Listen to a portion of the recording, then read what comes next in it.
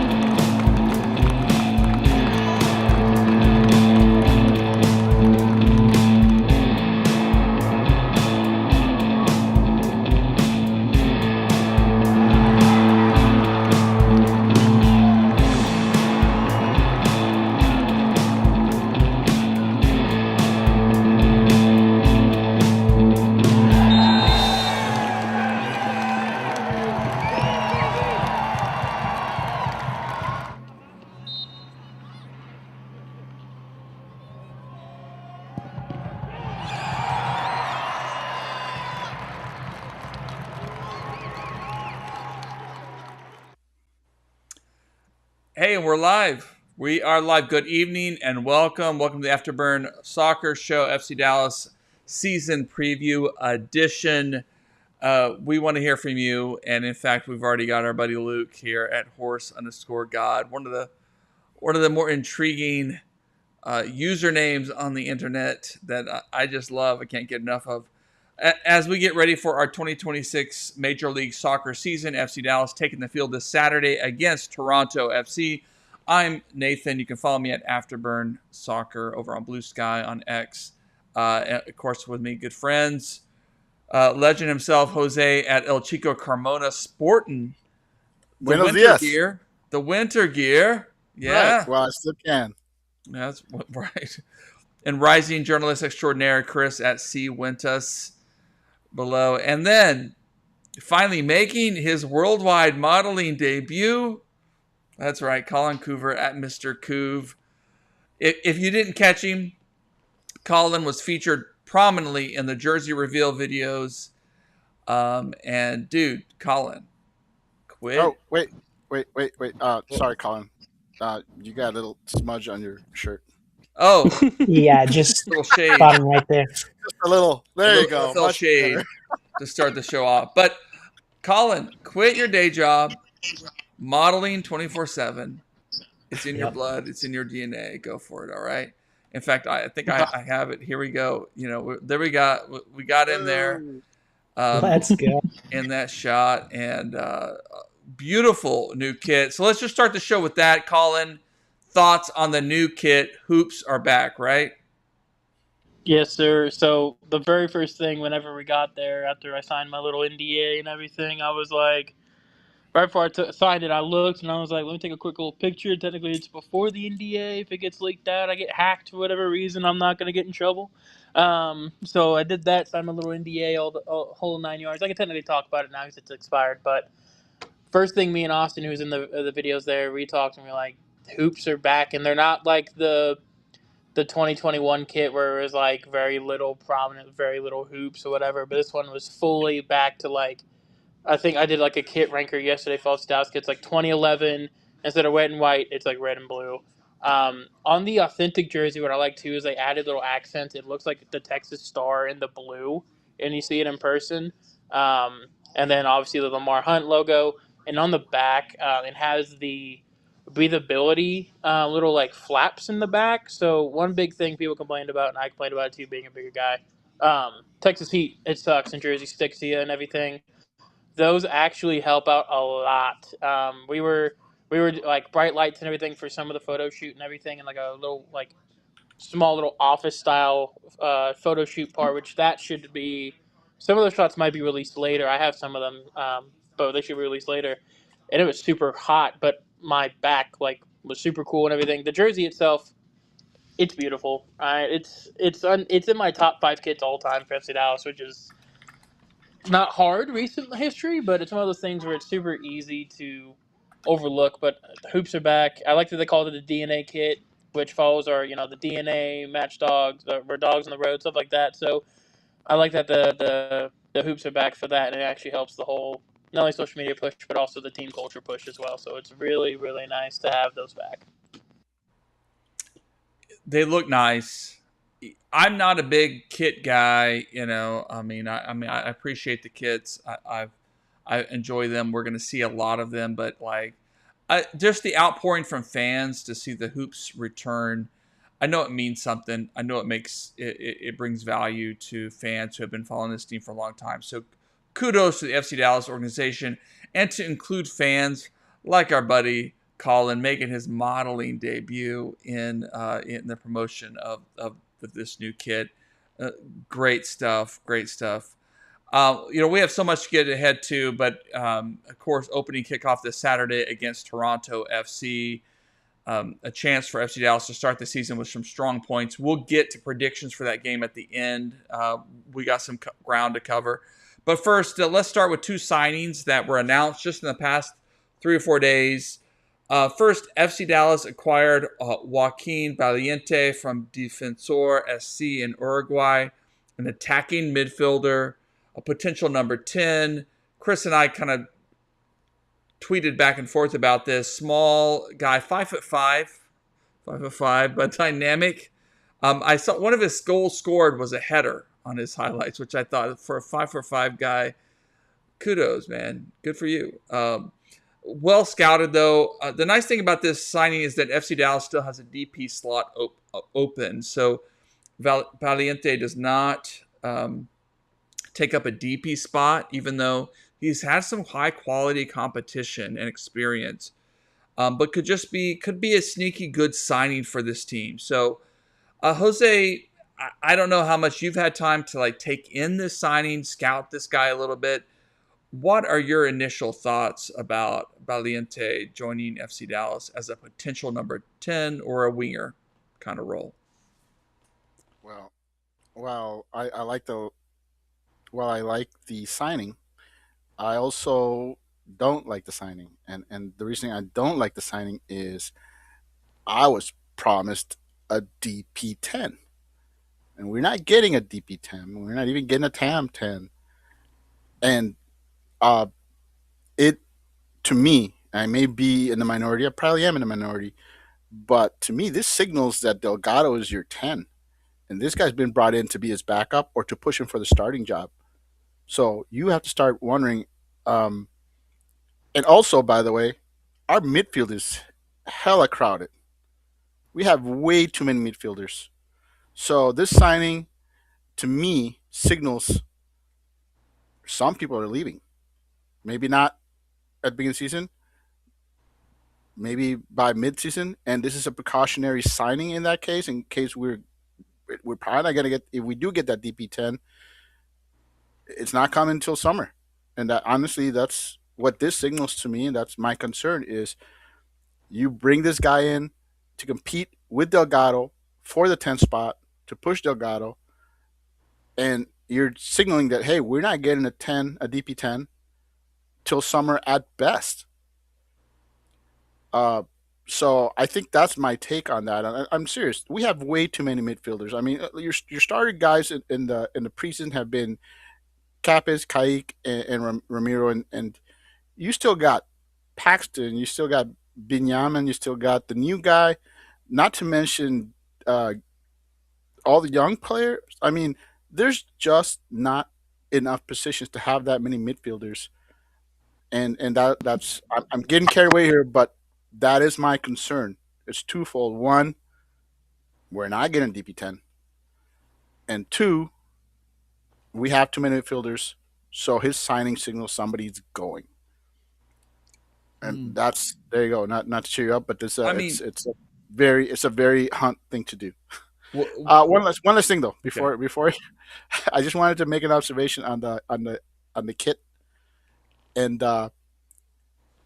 as a fan, I've always thought that the Hunts didn't really like the hoops, and I'm hoping that if the universe has any sense of humor, FC Dallas will win the MLS Cup this year while wearing the hoops, and we'll never ever go away from that ever again. All right, there you go. Okay, all right. Well, that's nice. And And I think your point about Valiente is welcome. I mean, he's obviously not a DP signing. The team did not think this guy is going to be an anchor for the team. And so when I first heard the sign, I thought this is that classic, what we used to call a Fernando Clavijo special. Rest in peace, Clavijo.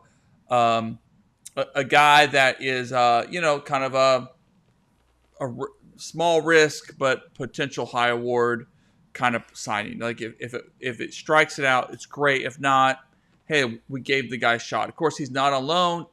Valiente is signed a senior deal, but not DP level. So, but what turned me a little bit was just the FC Dallas Agenda podcast did a great interview with Leo Baldo about this guy, how they scouted him, what they wanted, what they were looking for, and the acknowledgement this guy has played in the Champions League level of South America. So he's had to perform against some really good competition, and he's done well. He's hung in there.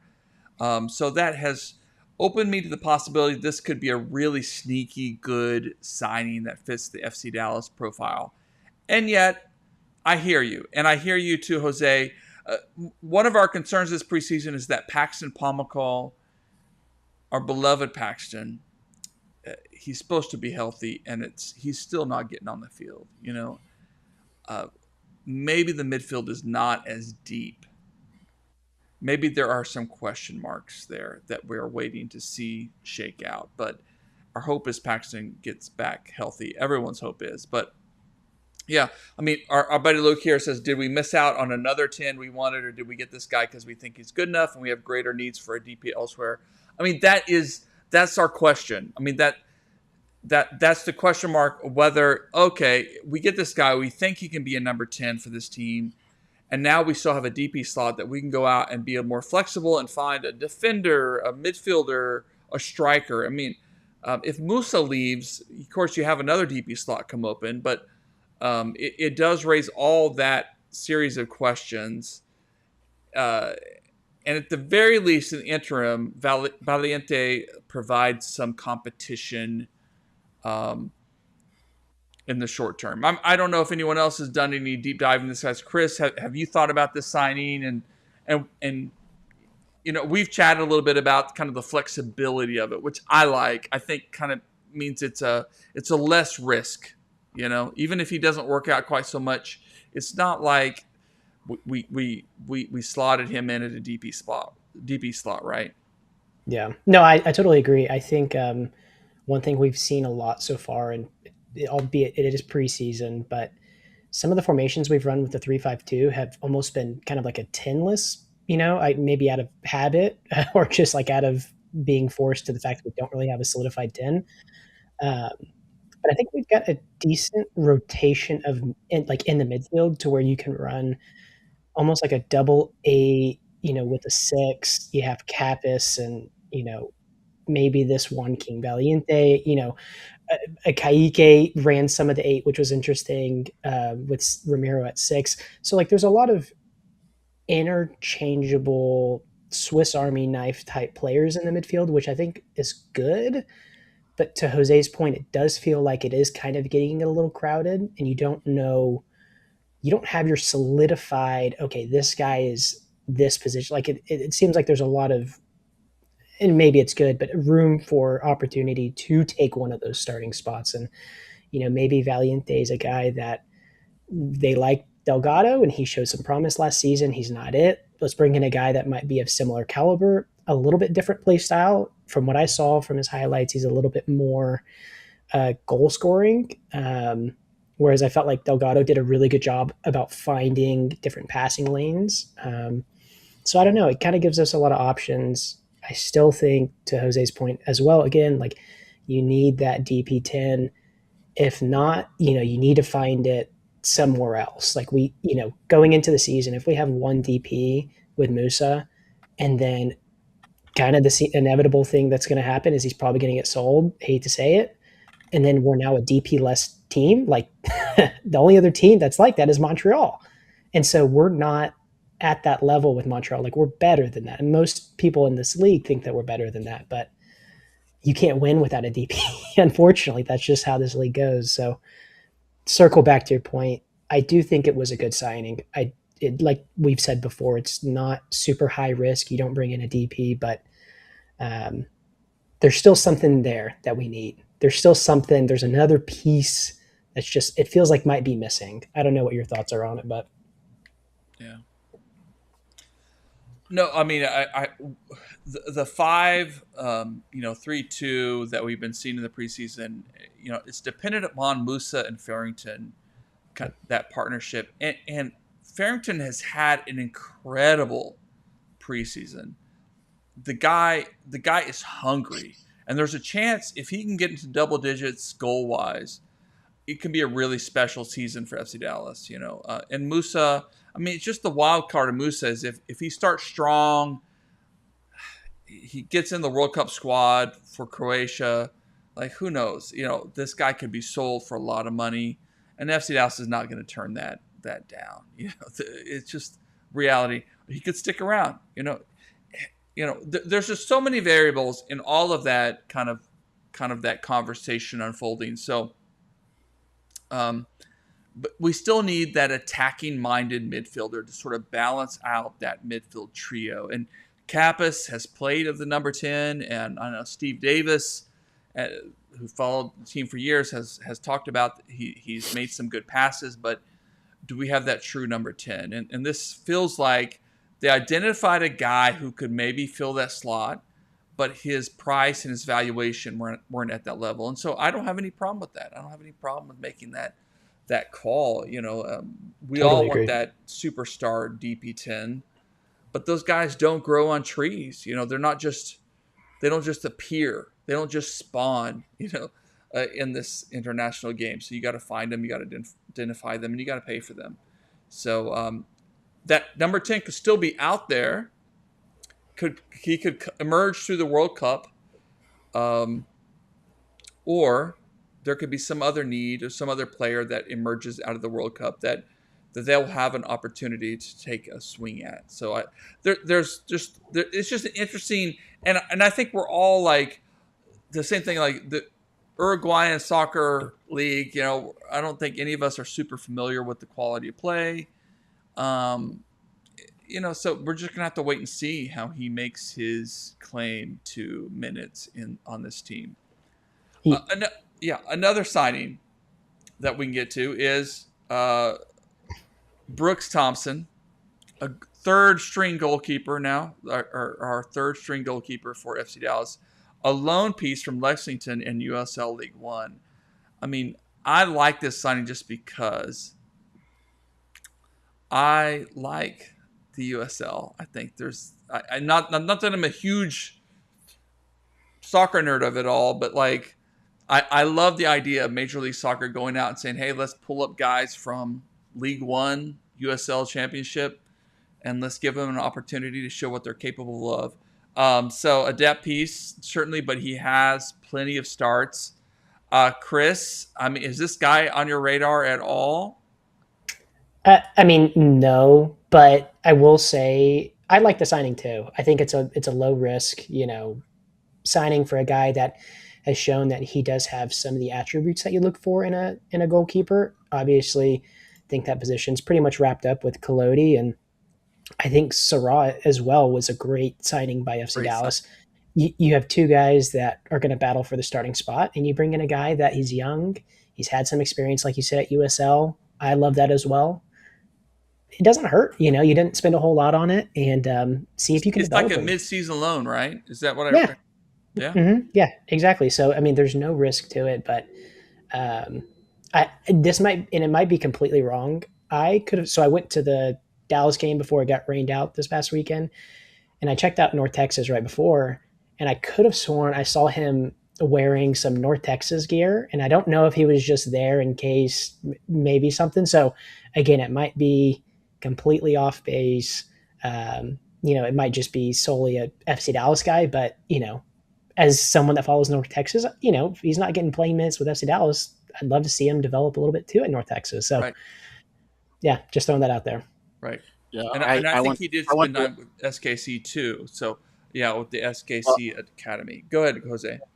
Well, I just wanted to make a correction, and he's a USL Championship player. Mhm. Um, he comes in from the USL Championship. Okay. Most of his playing time has been MLS Next Pro and USL League One with Sporting 2, with Philadelphia Union 2, and then a couple of loans with North Carolina back when they were in USL League One, and then with Spokane last season. So this is basically Jackson. You went out and got a guy who's been a really good Division 3 goalkeeper who has the potential to, you know, move up. But he's definitely, to me, when they did the signing, he's like, yes, he's your third keeper, and he sounds like your North Texas starting goalkeeper. I didn't know we need one, but apparently we did. So that's what I see when I see him. It's solid Division 3 player, uh, with potential to be a D1, and that's very FC Dallas thing to do. I mean, the thing about him too. I mean, not that we know a lot, and I think Third Degree pointed out that he was at some of the team events, some of the promotional events, was that before being signed. But the guy has a number of starts under his belt. Sure, at a lower level, but it's different from turning to a homegrown guy who maybe has only had a handful of starts with North Texas. But now we've got two backups now that have had a number of starts. At the Major League Soccer level, lower levels. But, what a gift that is, I think, as FC Dallas builds this roster. And especially if they scout this guy and they like him, they like his attributes. And he could turn into something. I mean, none of us a year ago would have said, hey, in a year, Michael Collodi is going to be our starting goalkeeper. And that a guy like Matt Doyle is going to say, hey, Michael Collodi could be goalkeeper of the year in 2026. None of us would have had that in our bingo cards, right? So it's a reminder that there is talent in the academy, and I think that's important for us to remember as FC Dallas fans, because even though that talent doesn't always coalesce at the same time, it's there. It's there for them to develop if they give an opportunity to. So two big signings, too big. I mean, we got a third string goalkeeper, right? We're excited about him. To see, I mean, he may never take the field, for FC Dallas, but Valiente, I think, is an intriguing guy that we will see at some point. Maybe not, maybe in a sub role this weekend, unless he's just that amazing. But we'll see. But let's get into the meat of our show. I see Colin is giving us his attention now. Yeah. Season preview time. It's time to opening match day this Saturday. FC Dallas starts with 3 home matches, a good chance to pick up points, and a pretty reasonable away stretch. To pick up points to start the season really well. But let's think about where FC Dallas is going to end up in the MLS Western Conference. Of course, from first place to 15th place come the end of the season. We did a little Google Doc, and so I've got a few answers there. Jose, don't see your answer yet, but that's okay. We're going to do it now. So I'm just going to wing it. You're going to wing it. All right. How I do it? I got Couve at 7th. I put 6th. Chris went 6th. How you feeling, Jose? At the end of the year, where is FC Dallas landing? At the end of the year, if we're talking end of the year, I'm going to go 3. If you want to talk what they're at right now, I will tell you right now, they're exactly where they were at the end of last year. They're probably the 7th best team in the Western Conference as we speak right now, while missing a DP. They're still the same team. All they did was solidify what they do, or go out and get players to solidify. So this team, and I'll tell you why they're going to finish so high, and it's twofold. One, this team's going to be ahead of other teams right out the gate. Something we're not used to seeing. They're going to be playing against teams that are still trying to figure out where they are. Toronto's a perfect example. Toronto has no clue what they got. They think they got a good team, but they still got to gel. FC Dallas doesn't have to do any of that. They can come in and be who they were last year, right off the bat, conditioning is the only question really that this team has to face right now. Relatively injury free and huge upside on this team. Massive upside. There are Okay. only 3 players on this roster that are over the age of 30. Just 3. Everybody else is either in their prime or in Name their, those you know, three, Jose. Who are we talking about? it's Ibeaga, Ramiro, and Abubakar. So, and then you've got everybody else is in their prime. You're talking about, in their prime. You're talking about Julio. You're talking about uh, the guy we just signed, the left wing back, Johansson. He's in his prime. Who else am I thinking about? That's like 29. I can't think right now, but there's and you're talking about in their late prime. There's only 2 guys that are 29. Everybody else is either 28, 26, and the bulk of our team is going to be around the age of 24. I mean, look at the guys that are going to be key performers. Farrington. You're talking about Kamungo. You're talking about Kaike. You're talking about Nolan. Uh, and that's just the ones that will probably be starting. I'm not even talking about the guys that'll be coming off the bench. Uh, this team is loaded with players with huge upside, and honestly, this team's upside. That's what I'm picking. I'm picking that this team will come out hot, and the team will improve as the season goes. And maybe they won't be the third place team at half season, but by the end of the season, I think All right. they'll be a top 3 squad, and that's just me So who being would be overly above positive. them? If they're top three, you're thinking like LAFC, San Diego. Yeah, LAFC for sure, San Diego. There's several other teams that can be above them. I'm just saying when all the chips settle and everything falls into place, uh, I think FC Dallas has really, uh, uh, you know, Okay. a solid team. They won't have the best 11. They're going to lose to teams that have great 11s, but with their number of players they got that can come in, the youth improvement, I think they're going to surprise a lot of teams. There's going to be a lot of teams that are going to say, "Hey, this is a 10th place, 11th place team. They're not, they can't possess. They only have one DP, and there's going to be some teams that are going to seriously underestimate this squad, and this squad is going to be, I mean." Quill had a full half season last year just trying to figure out what he had. Yeah.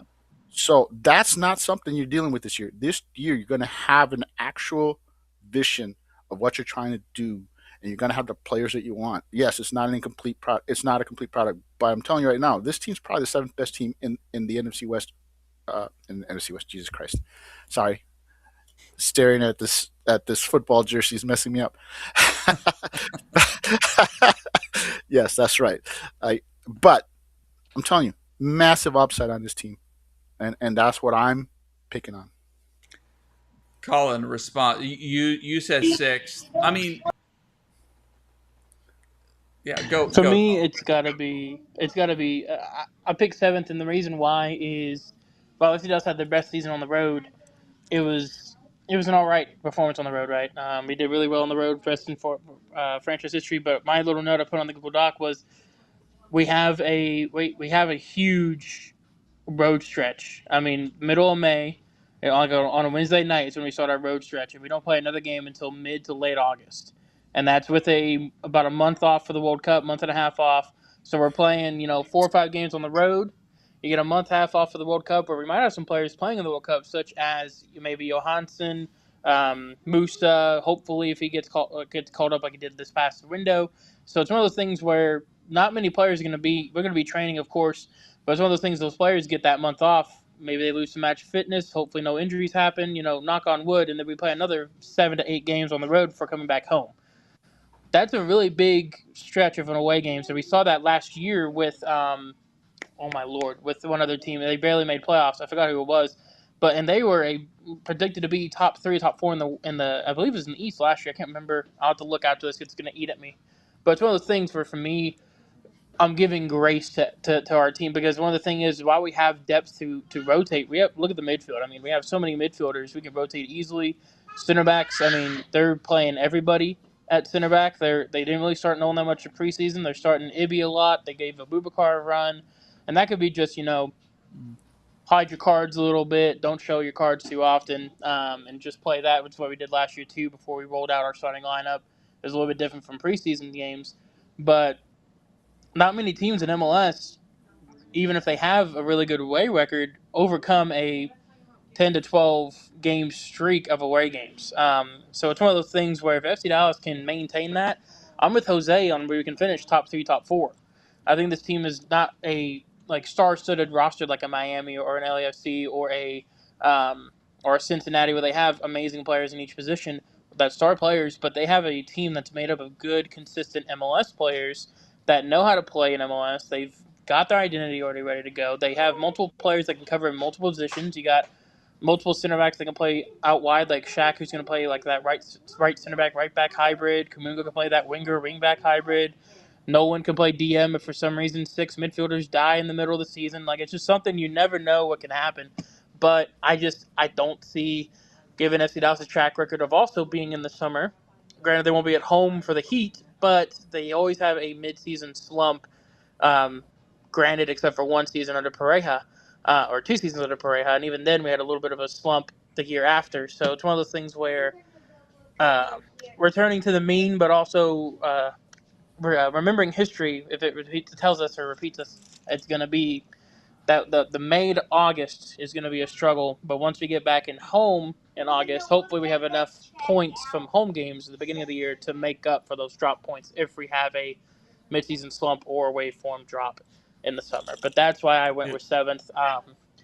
I think we can improve. I don't see us not making playoffs. I think that 7th place spot is like right in that soft spot. Is if my predictions are correct, is where I think we'll end up. There is a lot of uncertainty with the World Cup this year. I mean, I think the impact it's going to have on the schedules, player health, player load, all those things. It does make for a difficult kind of year, and because of that, FC Dallas improved this offseason. Some other teams improved well. I think Inter Miami, clearly everyone's going they've improved even more after a championship run. The Western Conference, did other teams improve as much? Probably not, but there's still some very good teams. It's going to be interesting to see, how this and a few points can separate you from a 7th place to a 4th place to 3rd place. I think we all sort of agree on that. Like, we're going to keep moving. I mean, there's so much to get to. Next question I asked was if you predicted FC Dallas making the playoffs, what round do we bow out? Couve has conference quarterfinals. I put semifinals, so we advanced a little bit. Chris put quarterfinals, acknowledging that Musa may get sold at some point and we could be DP-less, but still enough talent to get it done. I'm a semifinal guy also. Semifinal, okay. All right.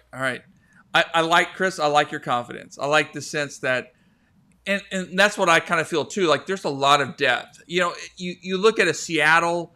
Seattle has some good depth, and I think even LAFC, Los Angeles Galaxy, there's potential for those teams, but you miss out on a star or two, and it gets tough in this league to advance. But if you have some depth, you can weather some of that. And a good example of that is Minnesota United FC last year. I mean, I think solid team. Were they household names? No, but yet they were able to persevere against some other teams that lost key talent, right? So FCS kind of fits in that slot. Would you say that, Chris? Oh, yeah, 100%. And I think, I made the note about Musa most likely getting sold at some point, potentially being a little pessimistic. But the thing I do really like about this team is I do like the depth we have up front. And obviously, you can't replace a Musa, right? He is incredible. He's been our star. But with the chemistry that I've seen develop between a guy like Sarver and Farrington, I think Farrington looks incredible, albeit it was preseason, but he has been really tuned up. And I think Sarver, surprisingly, will kind of make more of a shift in the MLS of being more of a facilitator or even a guy that is looking for that cross into the middle, where he couldn't really do that with MLS Next Pro because he was the guy. There was no big man up front for him, but now he's got Farrington, who you kick the ball in the middle, he's going to go find it. And I think that pairing will get them far enough. But I mean, obviously, you have no DP. I don't think you can win in this league, unfortunately. So, but let's hope he doesn't go anywhere. Yeah. All right, next question we asked was what hardware, if any, and I got from Kuv, Copa Tejas, and El Capitan. I'm not doing Tejas, but why not El Capitan? I mean, why not, right? I don't think Houston's better than FC Dallas. Chris, you put Copa Tejas. I mean, I guess the question for any of us is, and Jose, I mean, obviously, Open Cup, we're not participating this year. So Leagues Cup is a possibility. Supporter Shield, an MLS Cup. I mean, I could see a scenario where this team guts out a win to the MLS Cup, and it includes some injuries to Inter Miami. I mean, that kind of scenario, like injuries, and because that happens. I mean, it happens every year, right? Yeah. But that's hard to predict. Now, if we go out and get a DP signing in the summer, coming off a hot World Cup, that's a game changer type player that helps alleviate positions. Maybe it's that pure, number 6 DM. Maybe it's a super center back. Maybe it's a number 10. Maybe our ceiling gets changed. I mean, we can't predict this, right? But and we are MLS Cup contenders. But right now, as much as I like this team and the grit in this team, I'm kind of with you all. Like it seems like, hey, we'll keep our cards a little closer to our chest right now. All right, who wins the MLS Supporter Shield for 2026? Coup put Cincy, fine. Enter Miami, although they couldn't win it last year with their schedule congestion and that they had to rotate guys. You just have to rotate guys. And so that probably is going to be, they're probably going to win it. But, I don't know. Chris, you put Inter Miami. This team got better. I don't know how they did it. Like, yeah. I thought they were already really good. And then they go out and sign what's-his-face at 9. I'm just like... Yeah, must be nice. They work the guys want to come to Miami, Dallas is a lot like Miami, right? I mean, it's a good climate. We should have just gone all in with every Croatian international player we could find and be like, we got Musa over here. He loves it, We got tons of guys, That's right. Jose, any thoughts on who wins the MLS Supporter Shield? Yeah, and this is coming out of left field because I didn't mention them as my top Western teams. I'm going to go with Seattle just because I hate those guys, and they'll find a way to piss me off this year. So why not do it by winning Supporter Shield? One of the best coaches in the league. Sounds like Seattle. Yep. It sounds like Seattle. Yeah. He's always filled that slot. If I went in to see my psychiatrist and it was Schmetzer, and then I saw him on the sidelines, I'd be like, okay, it makes sense. Looks like a guy that would be good to talk to, work out your issues. So there you go. There's your completely out of left field prediction there, Seattle. All right, but Supporter Shield's different than MLS Cup, that grueling playoff stretch. So Coop went Charlotte. I mean, you said I don't know. Well, why not? It's just a feeling, Coop. Just a feeling. I mean, I think they're a team that, if you look at their record last year, they didn't draw games. They won or lost them. And that could propel them. That's a good motto to have whenever you're in playoffs. If you're going to go for it, go for it.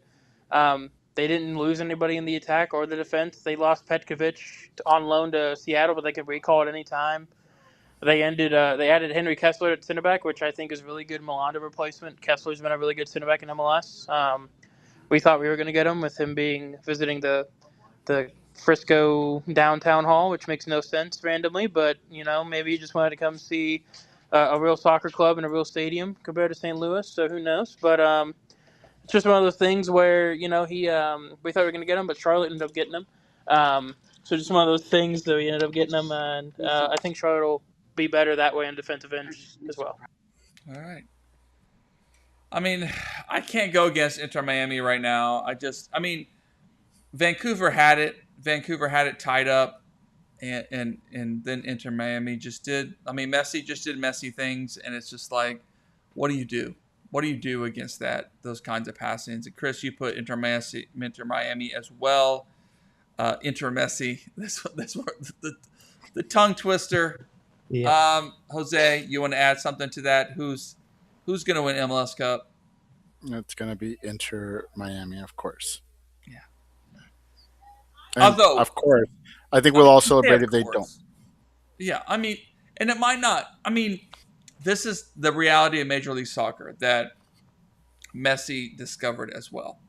All right, let's player predictions for FC Dallas for the year. All right, top goal scorer. We have a trifecta here. Kuv, who's even if he's sold, Musa may start the year in such a way that he is our top goal scorer for the year, our golden boot for FC Dallas. I put Petar Musa. Again, it's a no-brainer. Chris, yeah. Jose, no-brainer. It's tough. I just love the way Logan has come out in this preseason, and I think it's potential for Logan to have a really special year. And there's a scenario, and we're going to get to this question, where Musa stays, but Logan is the one who's sold. Logan is the one who some team comes in and says, he's cheaper, he's on the rise, let's go spend, get a value for our bucks here. But all right. The championship teams do want him.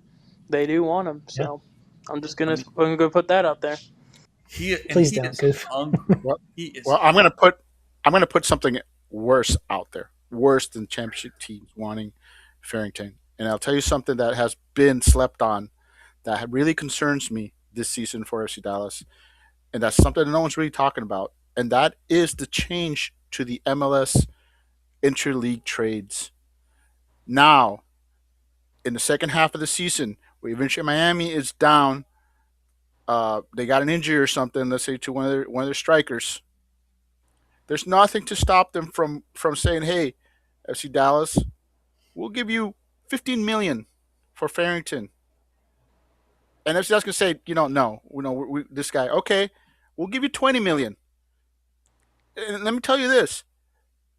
The way it's they can go after two players, and it's a cash.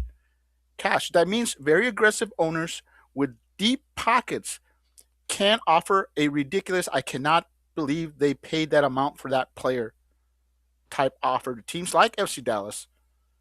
And that's my biggest concern. There is a lot of young American talent on this squad.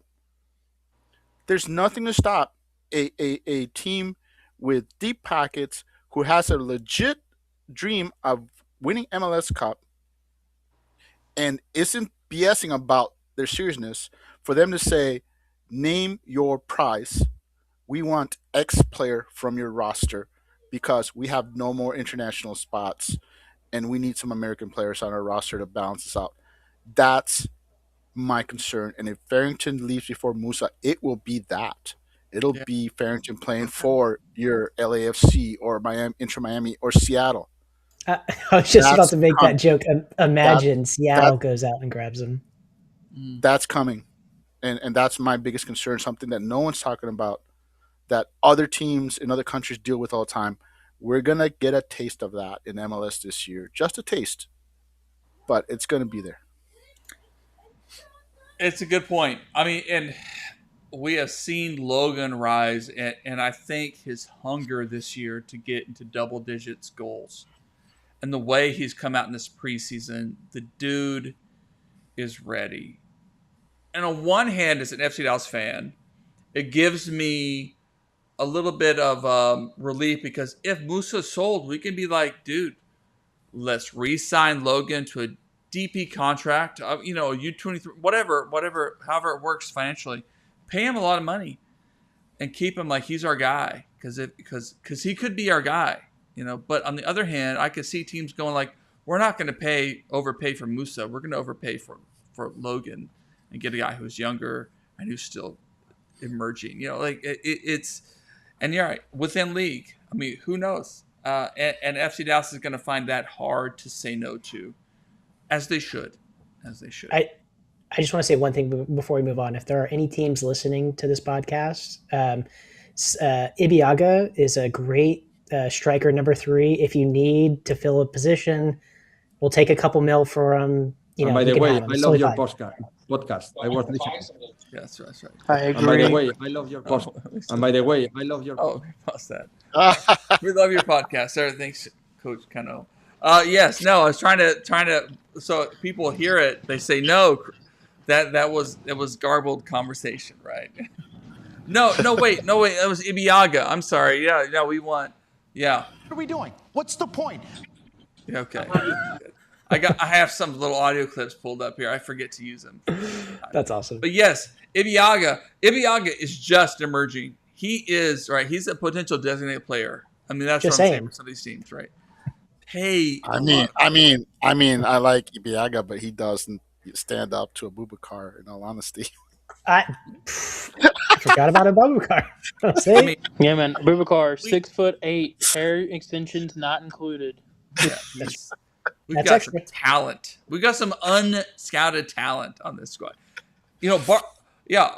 Barcelona is struggling right now. I mean, Abubakar would really solidify their situation. Just give us 10 million and be fine. We'll go with it. All right, let's keep it rolling. All right, Defender of the Year. Speaking of defenders, and in our Google Doc, Kuv, you got Osaze. I've got Osaze. Chris, you've got Osaze. I mean, we love this guy because of his attitude and what he did this year. His preseason, according to the FC Dallas agenda guys, has not been as sharp maybe as last year. But there's time for him to round into form. I would love to slot in another defender here. Shaq Moore, I think, could have a good year. I think Nolan could have a good year. And nothing against Ibiaga and Abubakar. I mean, they could be very solid for this team. And Giovan Jesus, I mean, I think we could see him emerge coming off the injury. It'd be a wonderful story. I mean, Johansson can technically be considered. Right, and Johansson. I mean, I almost put his name down. He could be a really. I feel like that was a cheat code because he's like wing back, winger style player. Like, I feel like that was cheating. Why don't we put Kamungo in there, man? Like Defender of the Year, Bernard Kamungo. Hell, I mean Sam Sarver. I mean, if we want to. I mean, this is the weird thing. How do you quantify those wing backs? Are they midfielders, or are you quantify them as defenders first? I mean, that's a tricky thing about this formation right now. Yeah, if you include them, I would say Johansson. Johansson would then be defensive here. If you don't include them, then Rogida, no doubt about it. Yep. Good. I like that. I mean, I hesitated about him too. I just don't. It's gonna be interesting to see like kind of his role as things unfold. All right, sorry, clock is ticking. All right, breakout star of the year. I kind of put this as a young player or a new signing, a new name. Kuv, you put Nolan Norris, and I think that's a strong case. We're all hoping and pulling that this is the year of Nolan. I think Sam Sarver is going to emerge as a lockdown starter at the right wing back position. I mean, he's going to face fierce competition. He's going to start off the bench for part of the season, but we know what Sam is just a difference maker. Even if he doesn't fit the profile, that some might scout him. Chris, I love that you picked Ricky Luis, this super draft pick who has wowed during super draft. It's not uncommon for an FC Dallas super draft pick to have a good preseason, but this guy has been pretty consistent and sliding in at that left wing back position, which is in contention. I mean, as much as we love Bernie, it's in contention. So credit to you, Chris. Thoughts about Ricky so far this preseason? No, I think he's been awesome. And I think it really shows that he's spent quite a bit of time with FC Dallas in the preseason, and I feel like all the signs are pointing to him getting some looks at the first team already. And that's, I mean, I feel like that says something when a lot of your previous draft picks have gone to North Texas and started there and then eventually moved up. Ricky Lewis is always just already in the contention for being with that, starting squad. So I think he's awesome. I think the only thing that will be determining whether or not he does make that next step is being a left back or wing back. Sorry. He, obviously has to develop a little bit defensively. So if he does that, I mean, the spot's his. There's just, I mean, come on. It's really, Good stuff. I mean, we're all really excited about this signing. And I think the way he's impressed, some have predicted. I mean, some have said he could start at left wing back on Saturday, which would be quite a story. I'm not there yet. I just think, why throw him in that way, but if he's hot, if he's feeling it, you could make that case. I mean, Jose, did you have anyone to add to that list? Yes, I have two players in mind, and it's dependent on the formation. And by that, we all know it's going to be a three man backline. But it's either we go with the 10 up top or this 10 less formation we've seen in preseason. So if we go with 10 on top, it's going to be Delgado. Picture this as starter for them last year. He was very inconsistent. You're talking about you flip the coin to see which Delgado you get. This man adds any consistency whatsoever, and is your everyday, your every week 10 until we get a DP. Which I'm still not certain we're going to get a 10 DP, even though as much as Dallas keeps saying they are. I don't doubt they're working on it. That doesn't mean they'll get their guy. So Delgado, for me, starting as a 10, adding any level of consistency will be a lockdown winner of that. Okay. But if FC Dallas goes with the 10-less formation we've seen in preseason, then I will tell you it's Kaique. Kaique, I'm sorry, people, last year like, oh, you pay too much for this guy. This kid basically was Copa Libertadores. I mean, he took his team to the U21 or U23 Copa Libertadores. This guy was basically a stud in that tournament. Got beat out. FC Dallas beat out a bunch of teams to get him. Overpaid to get him, by the way. And then all he does is start his first year. And honestly, it wasn't because he was this fabulously skilled player. All he did last year was run around just sheerly on instinct and talent. You could argue that he was lost half the time or wasn't consistent or whatever, but he was too good to keep off the starting lineup. Now with a year under his belt, or a year, this kid is poised to keep rising because that's what he's doing. There's a reason why we hear rumors that teams in Brazil are asking about him. Because this kid, we have been underselling his potential. Kaique has a crap ton of potential, and the fact that he even started last year for a playoff team, by the way, it's a player that if we have a 10-less formation, he's going to be one of the guys that's going to shine. He's going to be he's one of the reasons. I love it. That's what I put too. I think in the doc, I put Kaique possibly if he can start. The only issue, and we can talk about this later because I know we're crunched for time. But my only issue for I didn't go fully all in on Kaique is if we play without a 10, he might play, but I don't see a lineup where we don't have Kappas and Ramiro as center mids because Ramiro's your captain. He's going to start and play most games, and I think Kappas is better than Kaique. So unless we play Kappas up front, or at the 10 spot, which we did a few times in preseason, I don't know if Kaique sees the field that often. I hope he does, but that's why I didn't go full eggs in the basket.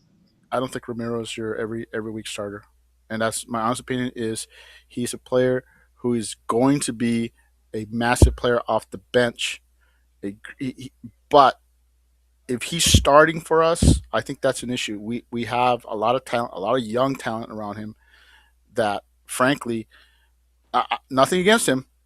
I would be okay with him starting, but in all honesty, I don't think he'll be an every week starter. He will start, but here's the thing: is he won't just start in the midfield.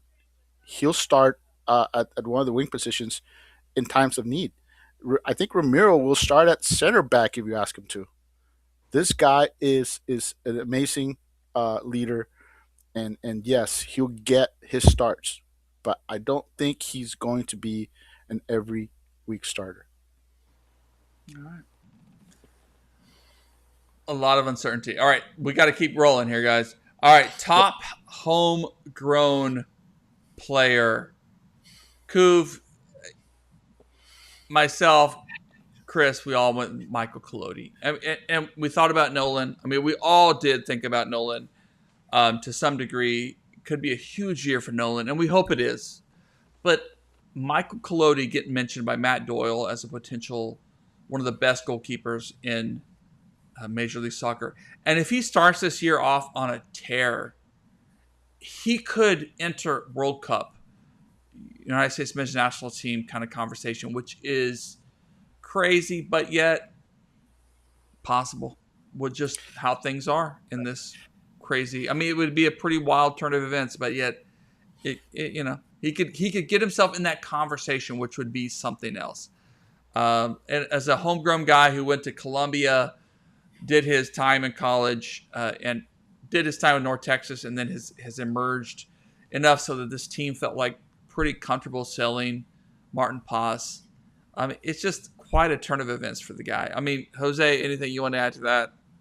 Yeah, I think I'm the guy that is overly optimistic, but I think selling Collodi as a potential USMT guy, I think that's a little too much. Simply because even if he is the best goalkeeper in MLS, that size bias and all that, and MLS bias is going to keep him from. He could be the guy that everyone's asking why isn't he on the USMT roster. I could see that. I could see people saying, "Hey, he should get a look." But at the end of the day, he's going to be a guy who people have a lot of strikes against. That has nothing to do with how good of a talent he is and how good of a player he is. He's got a lot of things against him that he has nothing to do with. That has nothing to do with him as a player. Like I said, league bias, size bias, it's all there, and no international experience. That's another big thing. So yeah, in a World Cup year, homegrown. Yeah. But I was talking about how you were going ahead of yourself. Sure. Yes, okay. But yes, homegrown. I mean, it's another. He's going to be an every game starter unless something goes wrong. So he should be your lockdown best homegrown. Okay. I know. I mean, yeah, the USMN team. Who knows? I mean, but.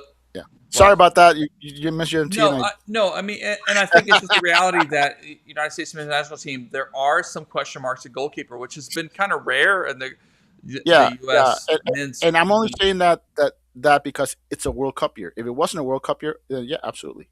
Yeah. But because it's a World Cup year, I think whoever's going to be at the World Cup is already seen minutes with the U.S. men's national team. All right. So next one is a controversial one. Question: player most likely sold this year. And Kuv, you went Kayike or Musa. You mentioned there's some rumblings of Kayike moving back to Brazil in preseason with the stacked midfield we have. Musa too, if he has a strong year, and I agree with you, and he gets in the World Cup squad, his value is only going to increase, and some team is going to say, look, this guy has been steady, and he's been consistent without a lot of talent around him at times, which is a huge green flag for teams, right? And Chris, you agree, Musa too. There's going to be some money trucks rolling up to Frisco to make this happen. I mean, we don't hope it happens. I'd love for Musa to close out his career with FC Dallas, just to be a career guy in Frisco, to become a fixture, but that's not how the world works, right? That's not how the world works. Kayike is an interesting one too. That if the time doesn't work out, if the minutes don't work out, that he could be because he still, I think, is young. He's regarded. He has some upside and could work in maybe a different system in a way that doesn't, right, Colin? Is that what your kind of point is? Yeah, part of my mic is going to be cutting in and out while I talk, but it's one of those things where like I think kind of like what Jose was saying, like he needs to start, and I agree. It's one of those things where Kaique, in my opinion, has one of the highest upsides on this whole team. There's a reason where you overpaid for him, like Jose was saying earlier in the show, and I agree with him there, where we need to be playing him.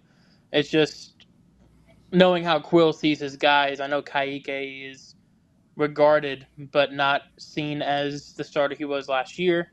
With the addition of Kapis, how they want to play this formation and everything else, I think Kaique will be one of the rotational guys that they play, or someone if they're winning a game and they need to solidify the game on the road, he'll come in and be that solidifying factor. But it's one of those things where, like, Kaique, if he's not playing, I mean, when does we've seen Dallas spend good money on a player and then try to give him chance at the chance or try to give him time to development, they don't develop. I.e., Enes Sally is a really good recent memory. Like, they spent good money on him, he didn't do much. I mean, he tried to play him with North Texas. He got, what was it, like 2 minutes with the first team or whatever in that substitute game. It's just, I don't want that happening with Kaique. I don't think it will, but it is a possibility if we don't start playing him and him getting developed. So it's one of those things where I could see a Brazilian team or even someone overseas, or like Jose is saying, cash trades. There's a bunch of teams that don't have good DMs, or they have DMs that are really, really old and not really having the legs to play a full 90. What better way for Kaique to learn than under a team like a sneaky team there, Portland Timbers. They have Diego Chara, who's 35, 36 years old, no DM. They just traded their Ayala, who's supposed to be the next man up DM to Miami. So it's one of those things where they don't really have a DM. They have Paredes, who's kind of turned into an 8 that can play there, but they don't really have a DM behind Chara, and Chara's basically said to media a lot that this might be his last year, so that could be a team that picks him up. I don't know. It's all speculation. That's just, kind of like how my Charlotte pick is, just speculation and guesswork and craziness, but you never know. I mean, Kaique, if he's not playing and he's seen how Dallas has kind of done poorly on some young players with good potential, although they've done a lot more successes than failures, he might jump ship and get out while he can. So I hope not, but he might. Jose, you want to add like your thought of that? Yeah, completely disagree with Kuf, by the way. Just so you know. Toss that out there. Dallas spent too much for him. When do we not agree, bro? We don't agree on hardly anything. I'm just saying they spent too much to get him. Someone's gonna have to. They're gonna have a high. They're going to say they know he's wanted, so they're going to demand more. I'll tell you who's the most likely player on this roster to go before anybody else, and it's not because of his play on the field, and that is Ramiro, who is a known commodity in Brazil, well-respected player, known to be a great addition to your locker. Ramiro is, and you would not need to pay a lot of money to get him. He is an affordable, known commodity who I believe Brazilian teams would be willing to get to add to their roster. Ramiro is the one guy that I think any team would be willing to add. And like I said, they wouldn't have to break the bank for him. Look at when we sold Santos. I think we sold him for like $1 million. And I would argue Santos was a way better player than Ramirez. And it's the same similar situation. Santos was a known commodity in Brazil. Desperate team goes, hey, I know a guy that can fill that spot. Same thing with Ramiro. Ramiro's a guy that, like I said, known commodity. Yeah. Won't be too expensive and will add a lot of things to your team besides a solid player on the field. I will tell you he's the guy most likely to go. To be really interesting. All right. And those rumors have been out there. It's him as a mix, as a player that teams know they can bring in to solidify. All right, 2 more questions, and then we'll close out. I mean, this has been over an hour show. Appreciate the time, guys.